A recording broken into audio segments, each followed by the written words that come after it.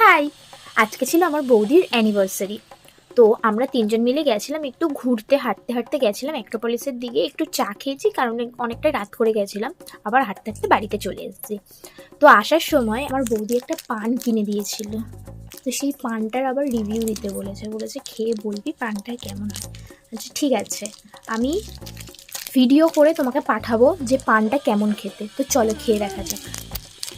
এটা ফ্রিজে ছিল বলে এরকম রসকস সব বেরিয়ে গেছে পানটা। মিষ্টি পান 40 টাকা নিয়েছে, তাই জন্য আমার বৌদি বলেছে একটু খেয়ে রিভিউ দিবি যে কেমন খেতে। ভালো খাচ্ছে বৌদি, ভালো খাচ্ছে। নুন তো খাবে নাও, খাওয়া। পানের মধ্যে অনেক কিছু আছে, অনেক মশলাই আছে পানের মধ্যে। মশলাপাতি অনেক কিছু দিয়েছে পানের মধ্যে, মাংস হয়ে যাবে এত মশলা দিয়েছে। আমি এবার পানটা খেয়ে নিই, আবার নেক্সট ভিডিওতে দেখা হচ্ছে। বাই।